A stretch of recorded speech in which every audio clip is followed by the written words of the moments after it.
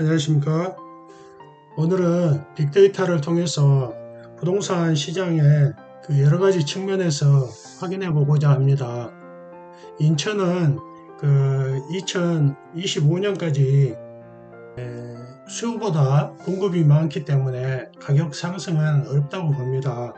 서울은 2026년까지 수요보다 공급이 많기 때문에 수요 공급 측면에서 가격 상승 요인이 있다고 보여집니다. 서울에서 공급되는 아파트는 강남구, 그리고 동대문구, 서초구, 은평구 등으로 많이 입주가 예정이 되어 있습니다.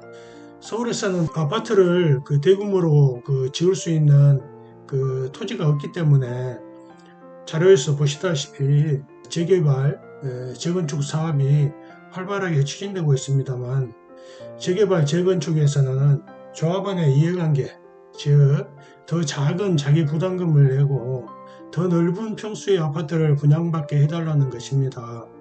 건설회사 입장에서는 이윤을 남겨야 하고, 또 요즘처럼 부동산 분위기가 침체된 상태에서는 높은 가격에 분양이 되지 않기 때문에 어려움이 있고, 또 원룸 투룸식 아파트가 높은 가격에 너무 많이 분양이 되고 있는데 이걸 누가 사겠습니까?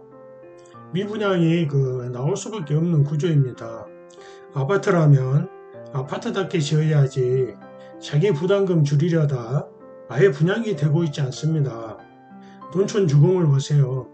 아파트다운 실평수를 가질 살만한 평수는 가격이 비싸도 모두 분양이 되었습니다. 돈촌주공 아파트 분양가 84제곱미터가 12억 7,650만원입니다. 인근에 6월에 입주 예정인 더샤파크 솔레이유보다 6천만원이 비쌉니다. 대규모 단지와 소규모 단지라는 규모의 차이가 있기 때문에 단순 비교는 어렵다 하더라도 대단지로 건설하는 것이 더 저렴해야 되지 않을까요? 수색에 있는 DMC 파이시티 자이는 분양가의 피가 7억 7천만 원이 붙어서 12억 7천만 원의 분양권 전매 매물이 있고요. DMC SK뷰 아이폴의 아파트는 분양가의 피가 7억 5천으로 13억 7천의 매물이 분양권 전매로 네이버 부동산에 나와 있습니다.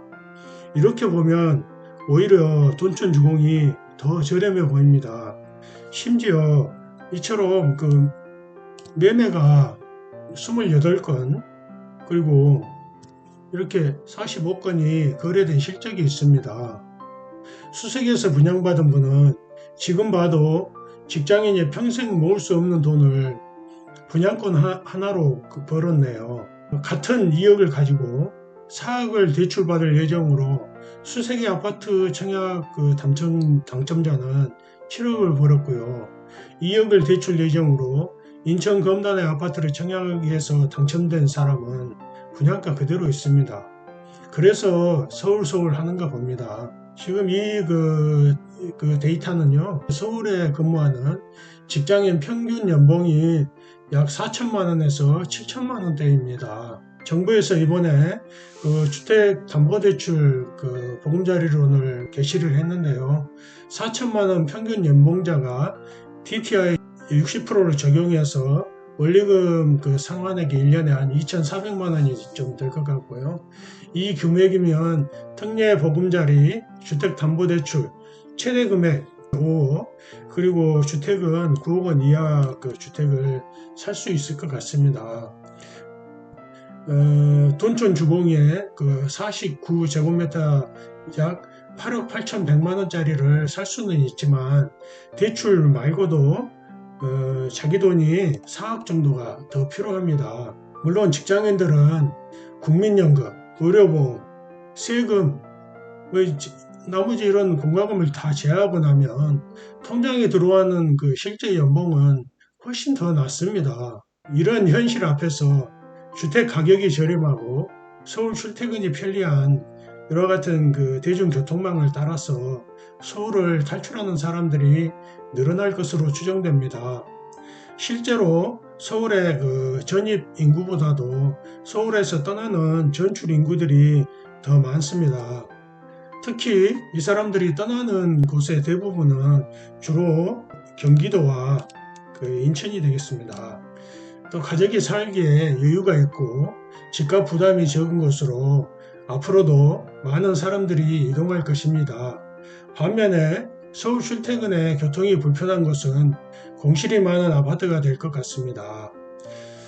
최근에 부동산 가격이 낮아지고 정부에서 규제를 해제하고 특례 보금자리론 같은 이자율이 낮은 부동산 담보대출로 인해서 부동산 거래가 늘어나는 추세입니다. 서울도 조금씩 늘어나고 있고요. 인천도 마찬가지입니다. 또 경기도도 이렇게 늘어나고 있는데 세종시에서는 부동산 매수세가 벌써 50%를 넘고 있습니다.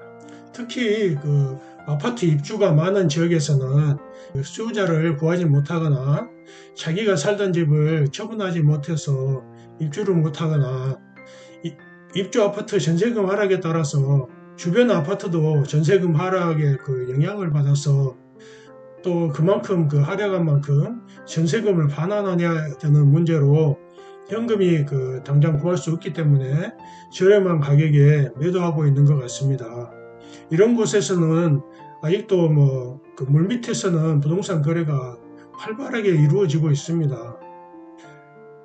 그렇지만 부동산 사이클은 길고 진폭이 크기 때문에 서두르지 마시고 잘 관찰하여 가족이 살기에 좋고 교통이 편리해서 사계절 출퇴근에 문제가 없는 곳을 골라서 가족 모두가 만족하는 내 집 마련의 꿈을 응원하겠습니다. 감사합니다.